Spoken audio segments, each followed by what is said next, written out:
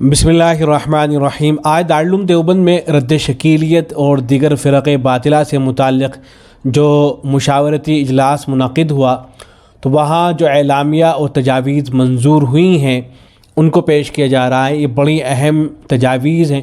علماء کرام سے بھی گزارش ہے کہ بغور ان کو سماعت فرمائیں اور عوام سے بھی گزارش ہے کہ ان تجاویز کو بغور سماعت کریں اور ضرور بضرور ان پر عمل پیرا ہوں۔ اعلامیہ اور تجاویز مشاورتی اجلاس برائے رد شکیلیت و دیگر فرق باطلہ 16 صفر المظفر 1446 ہجری مطابق 22 اگست 2024 بروز جمعرات، زیر اہتمام کل ہند مجلس تحفظ ختم نبوت دارالعلوم دیوبند۔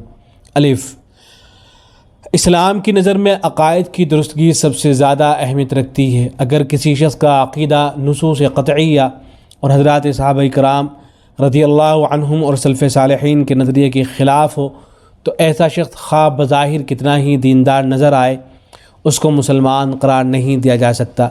بری بنا ہر مسلمان پر فرض ہے کہ وہ ہر حالت میں اپنے عقائد کو درست رکھے، اپنے متعلقین اور آنے والی نسلوں کو بھی رائے حق پر قائم رکھنے کی فکر کرے۔ تمام اہل ایمان اس بات پر متفق ہیں کہ خاتم النبیین حضرت محمد مصطفیٰ صلی اللہ علیہ وسلم پر سلسلہ نبوت ختم اور مکمل ہو چکا ہے اور آپ کے بعد کسی کو نبوت سے سرفراز نہیں کیا جائے گا۔ اس عقیدے کا انکار موجب کفر ہے، اور جو شخص نبی اکرم صلی اللہ علیہ وسلم کے بعد کسی اور کو نبی تسلیم کرے اس کے کفر میں بھی کوئی شبہ نہیں ہے۔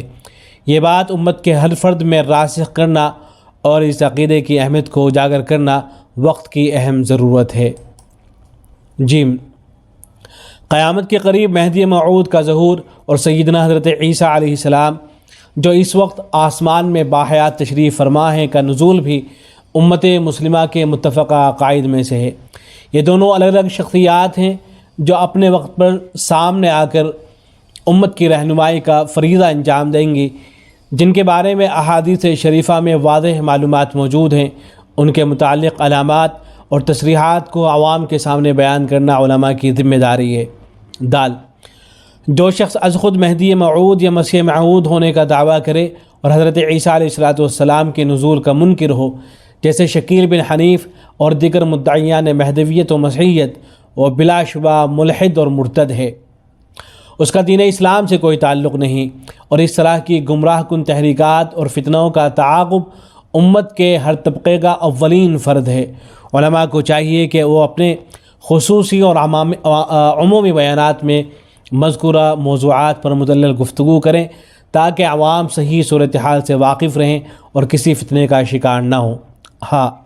جن علاقوں میں ایسے فتنے سر اٹھا رہے ہیں وہاں بالخصوص علماء کرام اور ائمہ مساجد کے لیے تربیتی پروگراموں کا اہتمام کیا جائے اور انہیں اس بات کا پابند بنایا جائے کہ وہ فرق باطلہ کی تردید میں ایسی اصطلاحات اور تعبیرات استعمال کریں جو عام فہم ہوں، جس کی وجہ سے عوام بآسانی موضوع کو سمجھ سکیں اور معاملے کی خطرناکی سے آگاہ ہوں۔ نیز انہیں یہ بھی بتایا جائے کہ محض ظاہری دینداری نجات کے لیے کافی نہیں ہے، بلکہ بنیادی طور پر عقائد کی درستگی ضروری ہے۔ مدارس عربیہ میں موجودہ دور کے اہم فرق باطلہ کی تردید میں محاضرات کا اہتمام کیا جائے تاکہ طلبہ عزیز ان کے مقابلے کے لیے پہلے سے تیار رہیں۔ مدارس عربیہ میں دور جدید کے فتنوں سے متعلق کوئی جامع کتاب تیار کر کے نصاب میں شامل کی جائے۔ علاقائی زبانوں میں فتنہ شکیلیت اور فتنہ گوہر شاہی سے متعلق مختصر اور مدلل مواد تیار کیا جائے اور اس کو گھر گھر پہنچانے کی فکر کی جائے۔